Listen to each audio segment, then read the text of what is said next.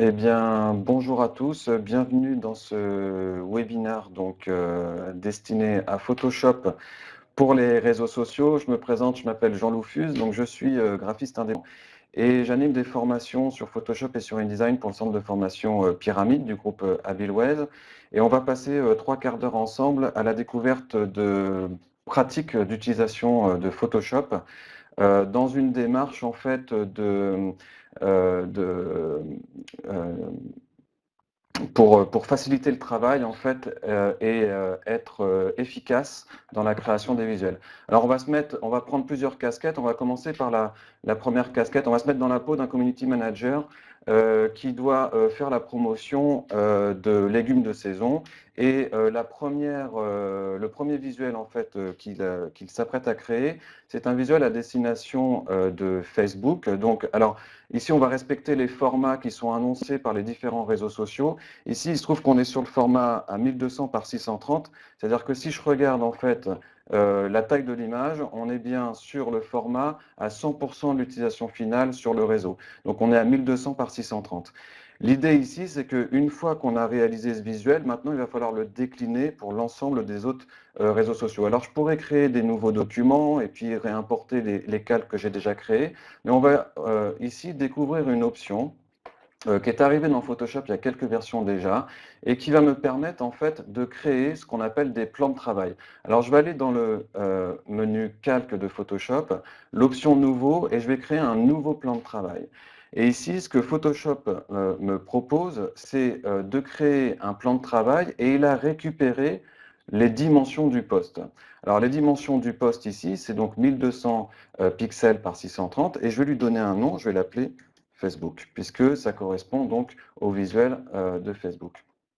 L'avantage ici, une fois que j'ai créé mon plan de travail, c'est que du coup, je vais pouvoir le dupliquer, ce plan de travail. Parce que si on regarde un petit peu ce qu'on a au niveau du panneau calque, on se rend compte que Photoshop, en fait, a rajouté un plan de travail qui s'appelle Facebook, d'accord, et qui fonctionne un petit peu à la manière d'un groupe, si vous avez déjà l'habitude des groupes dans Photoshop. D'ailleurs, vous pouvez me dire dans le chat si vous êtes déjà utilisateur de Photoshop et si vous l'utilisez déjà pour vos campagnes. Ce principe de plan de travail va fonctionner exactement comme les calques ou les groupes peuvent fonctionner dans Photoshop, c'est-à-dire que je vais pouvoir le copier, ce plan de travail.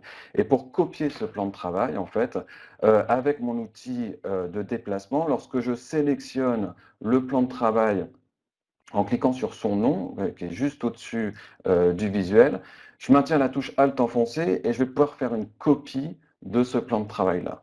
Et donc en fait, là, je suis en train de créer une variante du premier fichier, du fichier qui est à destination donc, de Facebook, pour ensuite pouvoir faire un export à destination de Twitter. Alors évidemment, là, ici, le format ne convient pas, puisqu'on est sur une copie exacte du premier plan de travail. Il va donc falloir que j'adapte le format. Et pour adapter le format, je reviens dans la sélection ici de ce plan de travail-là, et dans le panneau contrôle de Photoshop, c'est-à-dire le panneau qui se trouve tout en haut de l'écran, je vais retrouver les dimensions, à savoir ici 1200 pixels de large par 630. La dimension de Twitter, du format Twitter, c'est 1024 par 512. Donc je vais venir modifier les dimensions de ce plan de travail et demander à Photoshop d'avoir un nouveau plan de travail, cette fois-ci, à 1024 pixels de large par 512 pixels de haut. Ici, du coup, la zone de travail qui correspond du coup à celle de Twitter a été réduite. Les calques, eux, n'ont pas bougé, c'est-à-dire que je peux toujours venir sélectionner en fait l'image à l'intérieur de ce masque d'écrêtage en quelque sorte, hein, cette zone définie pour Twitter, et je vais renommer ce plan de travail pour éviter les confusions. Je vais le renommer Twitter. Alors, je passe toujours par le panneau calque pour pouvoir les renommer. Ça, c'est important de le faire systématiquement. Ça me permet de retrouver systématiquement ce que j'ai à faire. Je l'ai fait pour Twitter. Je vais le faire très très rapidement du coup aussi pour Instagram. Ici, donc, je duplique une nouvelle fois mon arrière-plan et mon plan de travail et je vais renommer en ayant au préalable modifié les valeurs. Donc, on est sur Instagram, donc on va être sur un format 1080 par 1080. Voilà, et je viens renommer le Twitter Copy en Instagram. Alors là aussi, évidemment, du coup, on n'est pas sur les mêmes formats, donc on n'est pas sur le même cadrage, il va falloir que j'adapte mon visuel et je vais venir le replacer à l'intérieur de ma zone. Je vais le transformer,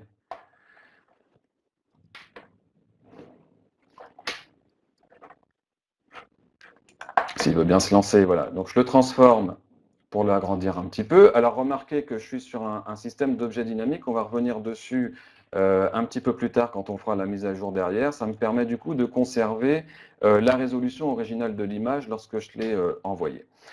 Alors voilà, en quelques clics ici, en quelques minutes, j'ai fait la déclinaison d'un visuel qui au préalable avait été conçu pour Facebook, mais sur deux autres réseaux sociaux. Alors évidemment, on pourrait en faire pour les autres si vous êtes présent sur d'autres réseaux aussi, mais l'idée c'est la suivante, c'est qu'à partir d'un document qui existe déjà, je le transforme en plan de travail et je duplique les plans de travail ensuite pour pouvoir les adapter sur les différents réseaux. Alors, ça, disons que c'est la première manière d'être efficace en termes de déclinaison, mais ce qu'apporte également la notion des plans de travail dans Photoshop, c'est la possibilité de faire du multi-export, puisque jusque-là, en fait, on crée un document, puis on l'exportait en une fois. Mais ici, avec la notion des plans de travail, chaque zone du fichier Photoshop, puisque c'est bien un seul et même fichier Photoshop ici, chaque zone est identifiée comme étant indépendante, et du coup, Photoshop va pouvoir me les exporter une à une en une seule fois. Et pour ça, je vais aller dans le menu Fichier de Photoshop, choisir l'option d'exportation et la sous-option Exporter sous. Et dans cette zone-là, en fait, on va se retrouver dans la nouvelle fenêtre d'export pour le web de Photoshop. L'ancienne existe déjà, hein, enfin existe toujours, pardon, vous la connaissez peut-être déjà, mais ici on est face à la nouvelle fenêtre d'export où on va retrouver en fait l'ensemble des plans de travail. Là, j'ai mes 3 plans de travail qui sont derrière. Je retrouve l'ensemble des plans de travail que j'ai créés. Et pour chacun des plans de travail, je vais pouvoir définir non seulement un format d'image, mais également aussi si je souhaite le convertir dans un profil colorimétrique qui est le sRGB, je reviendrai tout à l'heure sur ce que c'est qu'un profil colorimétrique et pourquoi est-ce qu'il est important de le regarder, notamment quand on publie des images à destination des écrans. Et je vais pouvoir ici éventuellement choisir des formats, des exports différents suivant que je suis sur Instagram ou sur Twitter ou sur Facebook.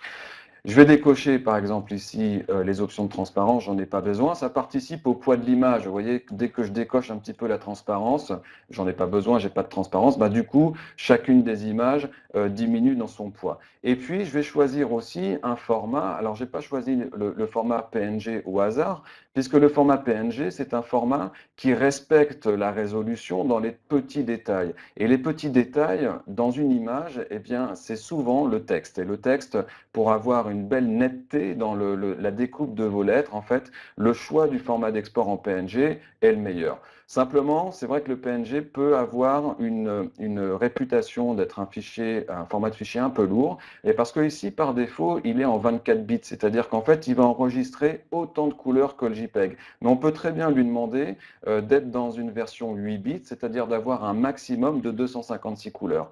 Et ici, même si je suis sur une photographie en couleur, avec un grand nombre de couleurs, alors je zoome ici à 100% pour bien voir l'image, j'ai du vert, j'ai des oranges, j'ai aussi du violet, donc j'ai de la couleur, mais en fait cette couleur-là, elle est elle est dans un spectre qui est relativement restreint, c'est-à-dire qu'en fait, j'ai pas forcément besoin d'avoir plus de 256 couleurs. Et en termes de qualité visuelle, ça suffit largement. On reste sur une description de l'image qui est bonne. Par contre, regardez, ce qui est intéressant, c'est que j'ai 467 kilo-octets pour l'image. Alors, c'est une estimation hein, du poids de l'image, mais l'estimation, elle est relativement proche de la réalité. J'ai 467 kilos pour cette image-là en 8 bits, alors qu'en 24 bits, j'étais à 1,4 mégas. C'est-à-dire que j'ai gagné quasiment 1 méga sans altérer la qualité visuelle de l'image. Et ça, c'est extrêmement important quand on publie sur les réseaux sociaux, puisque Facebook, Twitter et Instagram stockent vos images sur leur serveur à eux. Donc, il est évident que s'ils estiment que l'image est trop lourde, ils vont la retravailler, ils vont la passer dans ce qu'on appelle des compresseurs d'images. Vous avez peut-être déjà eu l'impression ou le sentiment d'avoir des images qui sont dégradées au moment où vous les publiez sur les réseaux sociaux, tout simplement parce que eux, comme ils stockent vos images sur leur propre serveur, pour des questions d'économie de place, ils vont les passer dans des compresseurs. Donc si déjà vous compressez vos images en amont, les réseaux sociaux ne vont pas le faire à votre place et vous avez du coup un contrôle sur la qualité de vos visuels. Alors, ça, c'est plus la partie technique, j'ai envie de dire, mais la partie pratique, c'est que maintenant, ces 3 plans de travail qu'on a créés dans notre document Photoshop, une fois qu'on a choisi les différents formats qui nous intéressaient, je vais pouvoir tout exporter. Et en fait, Photoshop, ici, je vais venir créer donc un dossier d'export et Photoshop va me sortir l'ensemble des plans de travail sous forme de fichiers distincts. Voilà. Ici, il est en train d'exporter les 3 plans de travail en respectant donc les différentes informations que je lui ai précisées dans le module d'export et je me retrouve donc grâce à un seul bouton avec les 3 fichiers, le fichier Facebook, le fichier Instagram et le fichier Twitter. Alors évidemment, on peut multiplier les plans de travail et en mettre autant que nécessaire lorsque vous êtes présent sur différents réseaux sociaux. Donc ça, c'est la première partie, une partie d'optimisation dans la duplication des fichiers que vous créez déjà, de manière à optimiser un petit peu le temps de la déclinaison. Parce que c'est souvent un temps qui est long, c'est-à-dire qu'on a conçu l'image, on a conçu le graphisme de l'image, ou bien on récupère même le graphisme de la part d'un graphiste, et il faut le décliner. Les plans de travail vont vous permettre de décliner rapidement un visuel au format que vous utilisez et de les exporter en une fois. Ce que va amener également les plans de travail, c'est une seconde chose, et là je vais vous le montrer, c'est maintenant on n'est plus, on va préparer le mois de décembre, donc je vais copier en fait ce que j'ai fait sur le mois de novembre dans mon dossier du mois de décembre, et puis donc alors je vais le renommer, celui-ci c'est plus novembre, c'est décembre, voilà, et je vais le réouvrir. Alors, en décembre, c'est plus la betterave qui nous intéresse. Hop, alors je vais reprendre celui-ci.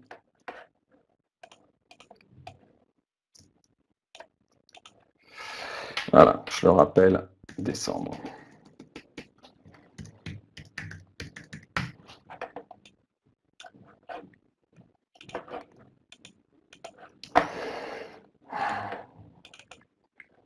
Voilà, je voulais retrouver mes plans de travail, je ne les avais pas enregistrés tout à l'heure. Donc là, ici, c'est plus la betterave, et ce qui nous intéresse en décembre, c'est le panais. Alors, pour pouvoir modifier l'ensemble des visuels, puisque j'ai déjà fait ma déclinaison, ce travail-là, je vais essayer de le récupérer dans les fois d'après.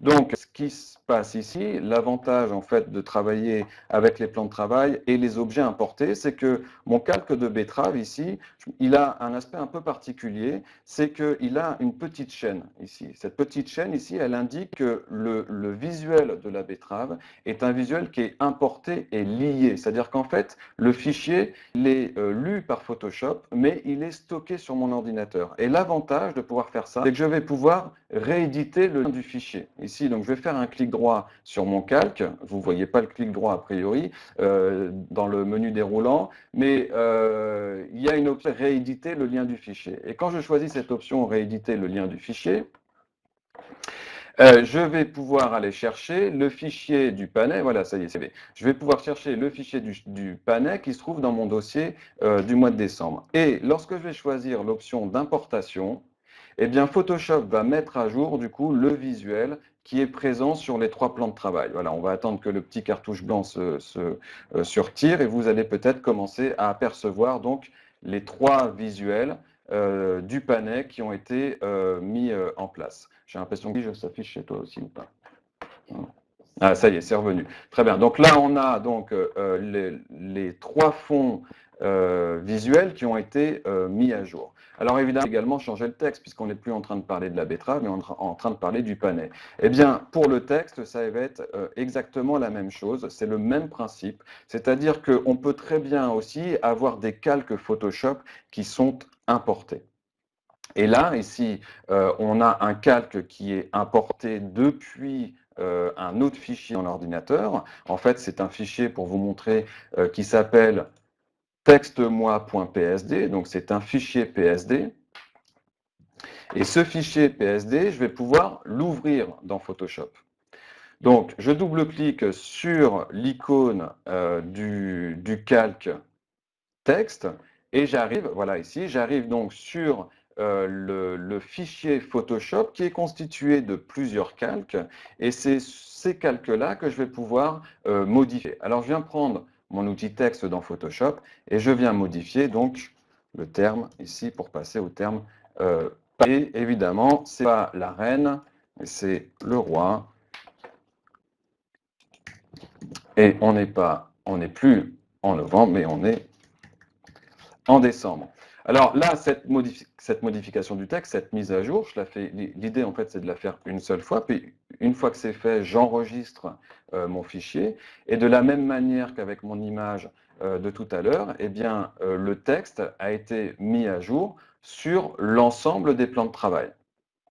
Voilà, j'attends que ça vienne chez vous. J'ai l'impression qu'il y a un petit temps d'attente quand même entre ce que je fais à l'écran et ce que vous voyez vous. Est-ce que vous pouvez me dire dans le chat si ça va, si ça ne vaut pas trop vite, si vous arrivez à voir les choses? Si, tout à fait, un calque dynamique, ça donne le même résultat. Mais le calque dynamique, en fait, va donner, ne stocke pas le fichier dans l'ordinateur. Voilà. Là, l'avantage, c'est que je vais pouvoir éventuellement, moi, travailler sur les plans de travail pendant qu'un collaborateur va travailler sur les textes ici, puisqu'on est sur deux fichiers séparés. Souvent, on peut travailler en équipe. Alors après, l'objet dynamique, c'est très bien quand on travaille, nous, tout seul sur le fichier. Voilà. Mais là, ici, on est sur comment dire, une version de travail différente. Et puis surtout, ça illustre aussi qu'on peut importer autre chose que simplement des JPEG. On peut aussi très bien importer des PSD. Voilà. Ok, merci Fanny pour le retour. Alors, sur le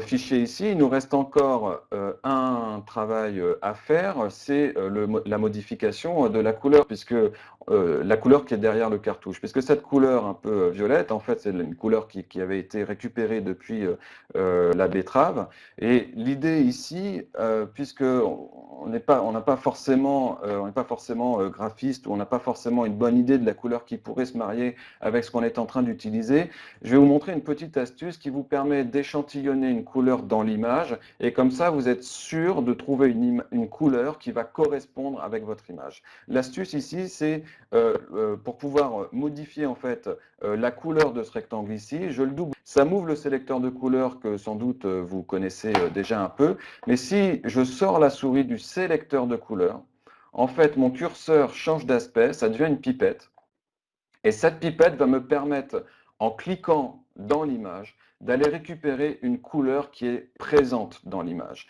Et là, ici, vous pouvez être sûr, alors évidemment, à moins d'aller chercher une couleur qui est vraiment vive et qui ne correspondrait pas avec le fond, mais vous pouvez être sûr, si vous choisissez une couleur présente dans l'image, que elle va correctement varier avec le reste de votre image ici. Donc, ce n'est pas la peine de faire 3007 couleurs, etc. Surtout que là, on est plutôt dans une démarche de réactivité et de rapidité, en fait, dans la création des visuels. Donc, l'idée ici, c'est d'aller chercher, d'aller pipetter directement une couleur qui est présente dans l'image. Et là, vous êtes sûr d'avoir une couleur qui sera harmonieuse avec votre fond. Cette couleur-là, ici, je ne l'ai pas rendue dynamique. On aurait pu la rendre dynamique pour qu'elle s'applique partout sur les différents plans de travail. Mais je ne l'ai pas rendue dynamique ici parce que je voudrais vous montrer aussi une méthode de travail collaboratif, notamment sur la question des fabrications des réseaux sociaux, qui est de passer par les bibliothèques. Les bibliothèques, chez Adobe, en fait, ce sont des espaces qui sont liés à votre compte Creative Cloud, donc qui sont en ligne et qui vont vous permettre de stocker différents types d'éléments, des typos, des calques, mais aussi des couleurs. Et là, en l'occurrence, ce qui m'intéresse, c'est d'enregistrer la couleur dans la bibliothèque que j'ai appelée Webinar pour aujourd'hui. Et dans cette bibliothèque, je vais demander à Photoshop d'enregistrer la couleur du fond du calque sur lequel je suis actif, c'est-à-dire le rectangle 1 dont je viens de changer la couleur. Et en faisant ça, automatiquement, cette couleur est inséré dans la bibliothèque. La bibliothèque, elle est partageable, c'est-à-dire que je peux inviter des collaborateurs à accéder à cette bibliothèque. Ça veut dire que vous pouvez, vous, définir des couleurs qui peuvent être utilisées ensuite par les personnes à qui vous donnez l'accès à votre bibliothèque.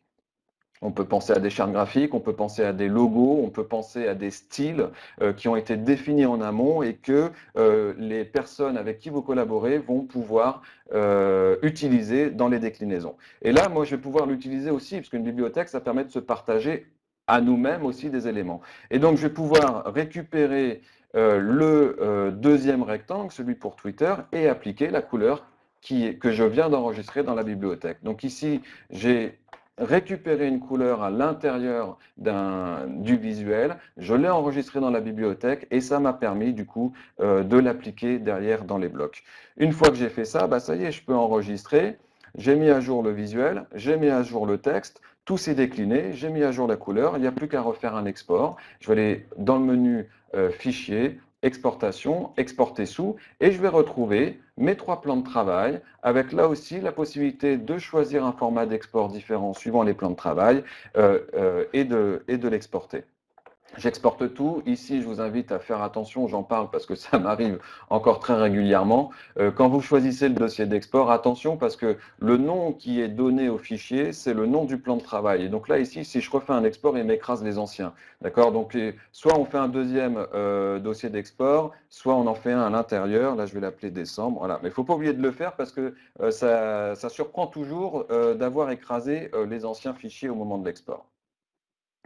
Voilà, donc là, Photoshop est en train de sortir les 3.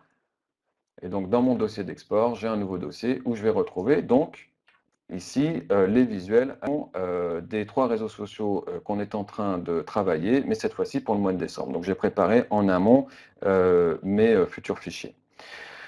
Voilà, alors cette notion de plan de travail ici, on l'a utilisé pour la déclinaison d'un même visuel sur différents réseaux sociaux, mais on pourrait également l'utiliser dans un autre cadre. Ici, je vais vous montrer un fichier qui a déjà été préparé pour la démonstration ici. Et en fait, cet autre cadre, c'est tout simplement dans l'éventualité où vous avez une charte graphique ici. Alors, je change de casquette. Là, je me mets dans la peau d'un community manager d'une nouvelle marque de mode qui vient de se lancer et qui, pour l'instant, ne communique que sur Instagram. Donc, elle n'a pas forcément besoin d'être présent et de fabriquer des images pour les autres réseaux sociaux. En revanche, elle a différents modèles de type de publication à destination d'Instagram. Et l'idée ici, c'est qu'on reprend un petit peu ce que j'ai évoqué tout à l'heure sur la notion de mise à jour des liens. Je vais venir mettre à jour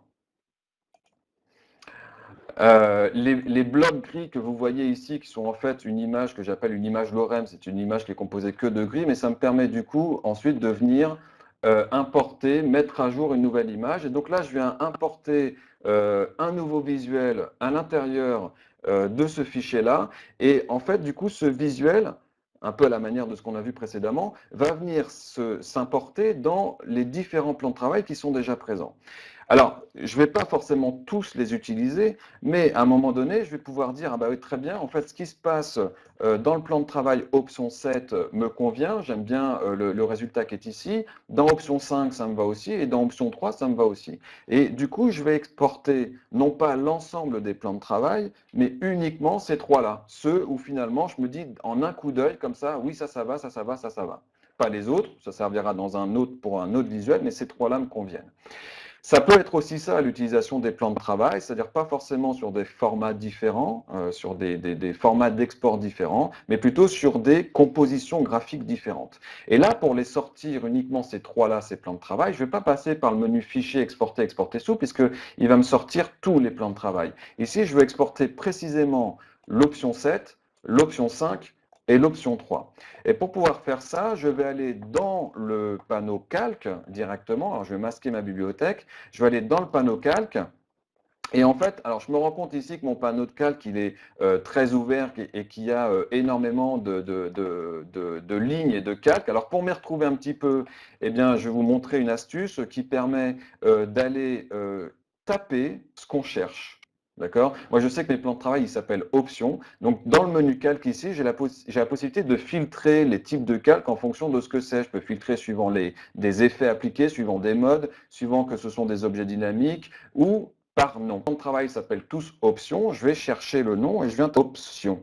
Voilà. Et du coup, automatiquement, j'ai un filtrage automatique dans mon panneau calque. Ça, c'est très utile quand on travaille sur des documents qui ont énormément de calques, à condition qu'ils soient bien nommés. Et du coup, l'avantage, il faut nommer ces calques, mais je peux du coup les retrouver. Et on a dit que c'était option 7, option 5, donc je maintiens la touche pomme enfoncée, et option 3. Donc je viens sélectionner, je viens rendre actifs ces 3 plans de travail qui sont présents dans le panneau calque, et dans le menu local du panneau calque, je viens chercher l'option qui s'appelle exporter sous. Je passe par le menu local et pas par le fichier exporter sous parce que je ne veux sortir que les 3 que j'ai sélectionnés. Et là maintenant, les 3 que j'ai sélectionnés sont à l'intérieur de ma fenêtre d'export. Je clique sur le bouton tout exporter. Je viens l'exporter dans mon dossier d'export. J'en fais pas un autre puisque là, il ne s'appelle pas de la même manière. Et il vient me sortir donc les 3 options, l'option 7, l'option 5 et l'option 3 dans mon dossier de travail. Donc là aussi, j'ai préparé en amont différents graphismes qui correspondent à la charte de la marque pour qui je travaille et simplement en modifiant donc le lien qui est importé dans le fichier Photoshop, j'ai 9 propositions de graphisme, je choisis parmi ces 9 propositions de graphisme, j'exporte et c'est fini, c'est terminé. La fois d'après, je changerai un autre visuel, je prendrai peut-être d'autres graphismes, etc. Voilà un peu comment dire, la première chose que je voulais vous montrer aujourd'hui, c'est-à-dire le travail sur les plans de travail dans Photoshop qui vont permettre dans un seul et même document PSD créer en fait plusieurs visuels pour pouvoir faire du multi-export. Voilà. Alors, je vais passer à la seconde partie, parce que le temps file vite quand même. Cette seconde partie qui est un peu plus technique et qui vous explique pourquoi, dans la fenêtre d'export, Photoshop nous propose d'exporter en sRGB. Et qu'est-ce que c'est le sRGB? En fait, on va regarder rapidement une représentation de la couleur. Ici, ce que vous voyez à votre écran, c'est de l'Adobe RGB, c'est-à-dire c'est l'ensemble des couleurs qui sont disponibles dans le profil Adobe RGB. Le profil Adobe RGB, c'est le profil qui équipe la plupart des appareils photo. C'est-à-dire que quand vous prenez une photo, la plupart des appareils photo sont en mesure d'enregistrer toutes ces couleurs-là. Et je garde l'Adobe RGB pour le comparer à un autre profil qui est le sRGB, donc le fameux sRVB qu'Adobe nous propose d'appliquer aux images au moment où on les exporte. Donc ici, vous avez en gris le spectre de l'Adobe RGB et vous avez en couleur celui du sRGB. Le profil du sRGB, c'est le profil dont on estime que la majorité des écrans dans le monde sont en mesure d'afficher. C'est-à-dire que la majorité des écrans dans le monde sont capables d'afficher les couleurs qui appartiennent ici. Et on se rend compte que ça veut dire qu'il y a certains écrans qui ne sont pas en mesure d'afficher les couleurs que tous les appareils photo sont capables de faire. En fait, l'idée, c'est que vous avez peut-être déjà eu cette expérience un peu malheureuse de travailler un visuel sur votre ordinateur et puis une fois que vous le publiez, vous dites « Ah bah tiens, les couleurs, ça ne correspond pas du tout à ce que moi je voyais sur mon écran. » Ça ne correspond pas du tout, sans doute parce que le profil incorporé dans l'image que vous avez travaillée ne correspond pas à ce que l'écran de votre auditoire peut afficher. Et donc ici, le principe, et je vais vous montrer comment on fait ça dans Photoshop, c'est de demander à Photoshop d'appliquer le profil sRGB à l'image que vous êtes en train de travailler. Là, j'ouvre une image ici dans mon Photoshop, qui est une image que vous allez voir apparaître rapidement à l'écran, voilà, qui est une image qui est en Adobe RGB. Et cette image en Adobe RGB, en fait, elle est composée d'un grand nombre de couleurs. Alors peut-être que vous les voyez si vous avez un écran qui est en mesure d'afficher l'Adobe RGB. Autrement, vous ne les voyez pas puisque vous avez un écran qui est en sRGB. Et du coup, le Photoshop va m'indiquer, et ça se trouve ici, dans les profils du document, Photoshop vient m'indiquer quel est le profil qui est incorporé dans l'image. Et là, vous voyez ici, le profil, c'est l'Adobe RGB. Alors, pour attribuer le sRGB, ce n'est pas très compliqué, il faut juste le savoir. Il faut aller dans le menu Édition et choisir l'option qui s'appelle Attribuer un profil. Et dans cette option-là, vous allez avoir la possibilité de regarder dans les profils qui sont installés sur votre ordinateur, d'aller appliquer le profil sRGB. Et là, si vous avez un écran qui est en mesure d'afficher le sRGB et l'Adobe RGB, vous allez voir la différence entre l'image en Adobe RGB, donc il y a des couleurs plutôt vives, et l'image en sRGB, où en fait on se rend compte qu'effectivement on a peut-être perdu un peu dans l'éventail des couleurs disponibles. Vous avez perdu, certes, dans des couleurs d'éventail disponibles, mais vous voyez sur votre écran ce que tout le monde verra. En fait, c'est devenu tellement universel que Facebook préconise d'importer le sRGB dans les images avec lesquelles vous publiez dessus, et même donc pour tous les sites web d'une manière générale, on publie dans ce profil-là. C'est la raison pour laquelle Adobe vous invite à exporter vos images avec le profil sRGB. Voilà, je clôt la partie technique, mais parce que c'est toujours la partie la plus ennuyeuse, mais retenez ça, le profil sRGB, c'est le profil qui vous permettra d'avoir une concordance des couleurs sur l'ensemble des visuels que vous publiez. Alors, on parle un petit peu couleur, etc. Là, je vais vous parler format, c'est-à-dire on va regarder un peu les contraintes de format qu'on peut avoir, et notamment sur Twitter. En fait, j'ai déjà publié sur un faux compte. Alors ça, ici, ce que vous voyez, c'est donc mon faux compte Twitter sur lequel je viens faire différents essais. Et sur ce faux compte ici, je viens publier différents visuels à différents formats. Alors, le principe ici, c'est qu'on est face à un réseau social qui publie des images annoncées comme étant à 1024 pixels de large, 512 pixels de haut. Quand je regarde l'image, ici, celle-ci, en fait, elle fait précisément 1024 pixels de large. C'est une image qui est quadrillée, qui me permet de vérifier la quantité de pixels sur 512 pixels de haut. Quand je la regarde sur un écran d'ordinateur, je me rends compte que le recadrage est parfait. Ici, ça commence au premier pixel et ça termine au 1024e pixel. Mais si je regarde sur un téléphone portable, là, ici, vous voyez à l'écran l'écran de mon téléphone portable dans l'application Twitter. Alors c'est un iPhone SE, mais ça pourrait être n'importe quel autre téléphone. Ici, je me rends compte que cette même image, celle qui a été publiée le 30 octobre, cette même image en fait est mangée à gauche et à droite. C'est-à-dire qu'on ne voit pas les premiers pixels de l'image de gauche et on ne voit pas non plus les derniers. Si je clique sur l'image, alors je fais un petit tap sur l'écran de mon téléphone ici pour pouvoir l'afficher. Si je clique sur cette image-là, pourtant elle est bien en entier, elle fait bien 1024. On démarre de là et on va ici. Mais quand je sors, en fait, je me rends compte que Photoshop a fait un recadrage. Alors, pour comprendre un petit peu, pardon, pas Photoshop, mais Twitter a fait un recadrage. Pour comprendre comment fonctionne ce recadrage, j'ai fait quelques petits essais et je pourrais vous partager ces visuels-là qui sont des visuels d'essai pour essayer de comprendre un peu comment est-ce que Twitter recadrait. Est-ce que c'était toujours la même chose? Et en fait, je me suis rendu compte que ce n'était pas systématiquement le même genre de recadrage. Ici, par exemple, j'ai mis une image qui a 300 pixels de large en fait sur le bord gauche, c'est-à-dire qu'on a bien 300 jusqu'ici. Et Photoshop va donc recadrer cette image-là en cachant une partie du 1 et en me mettant bien les 1024 à droite, alors qu'en dessous, les 1024 sont un petit peu coupés, c'est-à-dire que c'est déjà pas le même recadrage. Et puis quand je mets une autre image avec mon fond blanc sur la droite, ici, je me rends compte que la priorité est donnée à gauche et pas à droite. Et en revanche, parce que là, je vois la totalité des premiers pixels. En revanche, sur la troisième image où j'ai mis mon bloc de 300 pixels de large au centre du fichier, j'ai à peu près le même équilibre que sur la première, c'est-à-dire celle sur laquelle il n'y avait pas de bande blanche. Alors après, je me suis dit, tiens, c'est marrant, il donne la part belle aux pixels foncés. Donc j'ai essayé avec un bloc noir. Et en fait, on se rend compte que oui, effectivement, mais pas toujours. Et après, on va essayer avec une image.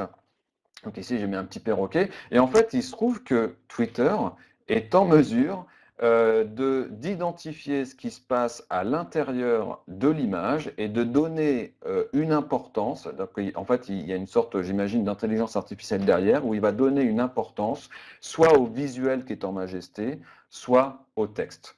Alors, on va faire plein de petits essais, puisque tout à l'heure, souvenez-vous, on avait sorti plusieurs images depuis notre document Photoshop avec le mois de novembre ici. Et donc, je vais faire deux essais. Je vais faire un essai avec mon bloc ici qui est à gauche et je vais faire un autre essai avec mon bloc de texte en venant le mettre à droite. C'est simplement pour pouvoir faire une petite expérience ensemble. Je vais sortir ces deux formats-là.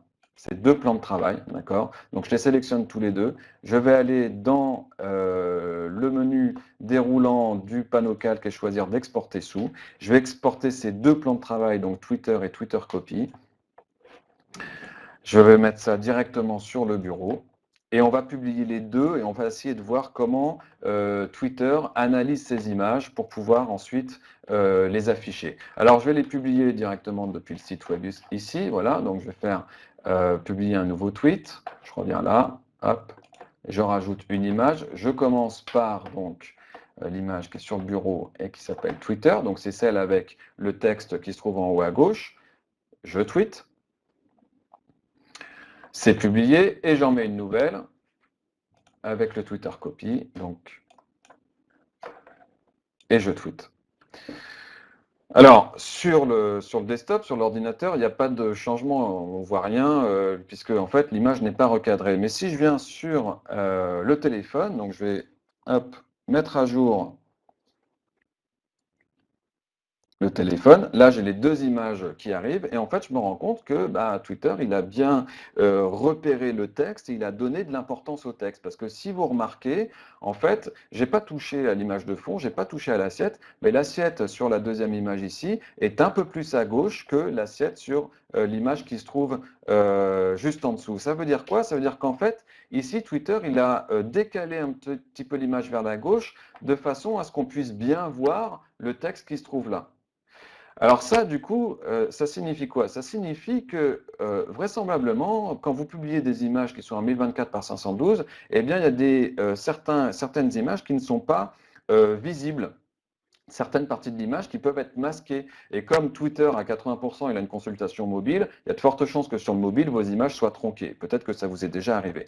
Alors, l'idée, c'est de se faire en fait un petit fichier que j'ai préparé ici pour vous montrer, qui est un fichier qui va reprendre donc le format de publication sur Twitter et qui va nous permettre de mettre ce qu'on appelle des zones de sécurité, enfin ce que j'appelle des zones de sécurité. Les zones de sécurité, ici, sur ce petit plan de travail donc, qui fait 1024 par 512, je vais l'afficher comme ça. Voilà. Alors ça, c'est pour l'image de profil, c'est celui-ci. Voilà. Et donc ces zones de sécurité, en fait, que je symbolise en rouge, évidemment, je les exporte pas comme ça, me permettent, moi, lorsque je fabrique des images à destination de Twitter, de ne rien mettre d'important dedans. Parce que je sais qu'a priori, suivant la masse dans l'image, ça peut être recadré à gauche ou ça peut être recadré à droite. Donc je vais faire attention à ne garder des textes que dans cette zone ici. D'accord? Ou alors, si je mets des textes vraiment sur un bord, de faire attention à ce que ce soit l'élément texte qui soit le plus visible, qui soit en majesté, qui soit une masse importante dans l'image, puisque Twitter, lui, va recadrer un petit peu comme il détecte les masses. Donc, ça permet d'éviter des choses qui sont un peu disgracieuses quand on publie sur les réseaux avec des textes qui sont tronqués. Ça vaut aussi pour l'image de profil. L'image de profil ici, c'est 1500, enfin la bannière, hein, l'image de bannière de chez Twitter, c'est 1500 pixels par 500 pixels de haut. Mais vous avez peut-être remarqué, alors c'est plus vraiment flagrant depuis que Twitter a mis à jour son interface web cet été là en termes de bannière, mais c'est encore visible sur les téléphones et aussi sur les iPads. Et si je regarde l'allure de ma bannière qui fait 1500 par 500 sur le téléphone, je me rends compte qu'il y a des zones qui sont cachées, et notamment cette zone ici, puis le petit bouton qui permet de revenir en arrière, et également l'heure, le niveau de la batterie, le Wi-Fi, etc. Donc tout ça, ce sont des zones en fait qui vont être masquées, soit par l'interface du device sur lequel je consulte Twitter, soit par Twitter lui-même. Et là, on a un niveau de masquage qui est propre au téléphone, mais sur l'iPad, ça va être encore différent. Donc, en fait, l'ensemble des zones qui sont potentiellement masquées dans l'image de la bannière sont toutes marquées ici en rouge. Ça aussi, c'est un document qu'on pourra vous partager à la suite de ce webinaire. Ça veut dire que lorsque je fabrique des images de bannière ou lorsque je mets des images de bannière, lorsque je mets à jour des images de bannière, je fais attention, surtout quand il y a du texte informatif, à placer le texte dans cette zone-là. Ça ne veut pas dire qu'il ne faut rien mettre ici. Évidemment, il faut mettre des éléments, mais il faut mettre des éléments où on sait qu'ils peuvent être masqués, et s'ils sont masqués, ce n'est pas grave. Alors, ces contraintes de format et ces positions de masquage, ici, ces options de masquage, on peut en tirer parti. Je vais vous montrer un petit exemple de chose qui est un peu difficile à appréhender, c'est que dans Twitter, certes, on peut envoyer des images à 1024 par 512, c'est ce qui est préconisé, mais on peut aussi envoyer des images qui sont plus grandes, plus hautes que larges. Et ici, on en a un exemple d'une marque française qui a publié une image, sans doute, qui a été faite au départ pour les réseaux sociaux, c'est-à-dire qu'elle est carrée, sauf que Twitter, lui, il la recadre. Et en fait, il n'a pas réussi à rendre suffisamment important le visage du modèle pour le rendre présent dans cette image-là. Alors c'est un peu dommage parce que du coup on est obligé de cliquer dessus pour voir l'image en entier et le clic, tout le monde sait que c'est pas 100% des gens qui voient l'image qui cliquent dessus. Alors on va faire un petit jeu avec parce qu'on peut quand même tirer parti de ça et on va jouer avec l'image du mois d'octobre que j'ai préparée. Donc, je me remets dans la peau du CM. Et dans cette image du mois d'octobre, en fait, qui est une image carrée, je reprends l'exemple un petit peu de ce qu'on vient de voir là, c'est une image qui fait 1024 par 1024, c'est-à-dire elle fait 2 fois 512 dans la hauteur. Et j'ai placé un petit repère ici qui marque les 512 pixels. Et l'idée, c'est que lorsque je vais exporter ce fichier-là pour pouvoir le publier donc, sur Twitter, je vais mettre ça sur le bureau, octobre.png, je vais regarder un petit peu ce que Twitter va faire. Alors, je le publie de la même manière que tout à l'heure. Donc, profil. Voilà. Je mets mon image, elle est sur le bureau, c'est celle-ci, c'est octobre. Voilà. Je tweet. Et alors là, ce qui est intéressant, c'est qu'on va voir la même chose sur desktop que ce qu'on pourrait voir sur mobile. Alors, ici, on a un recadrage qui n'est pas le bon. Pour avoir le bon, il faut recharger Twitter. Voilà. Et là, maintenant, là, vous voyez que le recadrage est un peu différent. On a le même exactement sur mobile. Je vais vous montrer ce qui se passe du coup sur le téléphone. On a exactement le même recadrage. Et en fait, qu'est-ce qui se passe? Twitter a détecté le texte. Il est suffisamment gros pour qu'il le considère comme étant l'élément important. Du coup, il recadre au niveau du texte. Et il y a une petite flèche qui m'invite éventuellement à cliquer dessus. Donc, si je clique dessus, j'ai la révélation du potiron qui se trouve en dessous. Donc, en fait, là, qu'est-ce qu'on fait? L'astuce, c'est juste, je tire parti de cette contrainte du format et je sais que Twitter, à un moment donné, il va recadrer mon image. J'essaye d'être plus malin que lui et de jouer avec ces contraintes-là pour donner un peu plus d'interactivité dans mon image. Alors, là, on joue avec les contraintes de Twitter. Je vois que le temps file, mais je voulais aussi vous parler des contraintes propres à Instagram, et notamment sur la notion de grille ici, et puis on terminera là-dessus.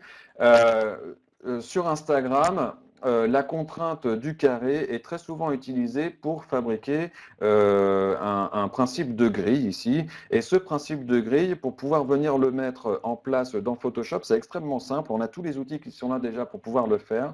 Et notamment un vieil outil qui est l'outil tranche qui servait quand on faisait des newsletters directement dans Photoshop, ce qu'on a complètement arrêté de faire, mais qui est toujours présent dans le logiciel. Et je vais le faire avec vous ensemble. En espérant que vous pouvez m'accorder quelques minutes encore de votre temps, en allant donc découper une image, ici, grille, qui est une image de fraise que je voudrais transformer donc en grille de 9. Alors pour ça, je vais fabriquer un nouveau document. Ça va me permettre de vous montrer aussi une petite option dans Photoshop. Un nouveau document en mode web, sans les plans de travail, puisque je vais en faire un seul. Ici, je sais que l'image d'Insta, c'est 1080. Donc je vais avoir 1080 fois 3 en largeur. Donc je peux me servir de ce champ-là comme d'une calculatrice. Mais 1080 fois 3 en largeur et 1080 fois 3 en hauteur, pour du coup avoir une grille, enfin un fichier qui va correspondre à une grille de 3 publications en largeur et de 3 publications en hauteur, donc pour un total de 9 publications. Et je viens ouvrir donc mon image de fraise. Voilà, cette image de fraise, je viens l'importer dans le nouveau document que j'ai mis ici. Parfait. Et maintenant, il faut que je découpe une grille en 9 parties égales. Et pour découper ce document en 9 parties égales, je vais aller dans le menu affichage et choisir une nouvelle disposition des repères. Et dans la nouvelle disposition des repères, dans cette fenêtre-là, j'ai la possibilité de demander d'avoir 3 colonnes sans gouttière, c'est-à-dire sans espace entre les colonnes, et d'avoir également 3 rangées sans gouttière, c'est-à-dire sans espace entre les rangées. Et en validant ça, automatiquement, Photoshop m'a placé des repères qui correspondent aux 9 fichiers que je vais devoir exporter. Et ensuite, il ne me reste plus qu'à les découper. Et je vais les découper avec ce fameux outil tranche qui est rangé derrière l'outil recadrage et qui va me permettre de découper, de prévoir les 9 fichiers. Donc ça ressemble à un cutter, c'est-à-dire que je me sers vraiment de cet outil-là comme un outil de découpe, d'accord? Alors les tranches, l'avantage, c'est que ça va me permettre de sortir les 9 visuels, les 9 carrés, de manière indépendante, un peu à la manière d'un puzzle. C'est-à-dire que Photoshop, au moment de l'export, va me découper ce même calque. Ici, j'ai qu'un seul calque, c'est le calque fraise, dans un seul plan de travail. On ne parle même pas des plans de travail. Ça, c'est l'ancêtre des plans de travail dans Photoshop. Mais ça me permet de les découper rapidement. Et quand je vais l'exporter, donc en utilisant l'ancienne méthode d'export, cette fois-ci, fichier exportation enregistré pour le web, je vais me retrouver du coup avec 9 visuels qui font tous 1080 par 1080. Ici, donc, je vais choisir de les enregistrer donc, sur le bureau, mais dans un nouveau dossier que je vais appeler Instagram. Voilà. J'enregistre.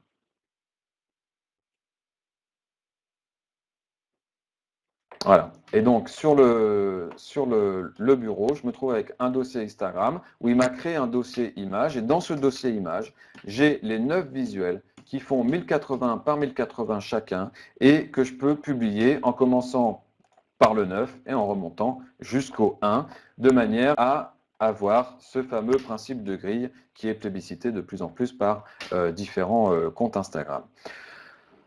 Voilà pour la présentation. J'espère que j'ai pas été trop rapide et que vous avez pu suivre sans encombre. Alors, peut-être qu'il y a des questions. J'ai pas regardé le chat au fur et à mesure.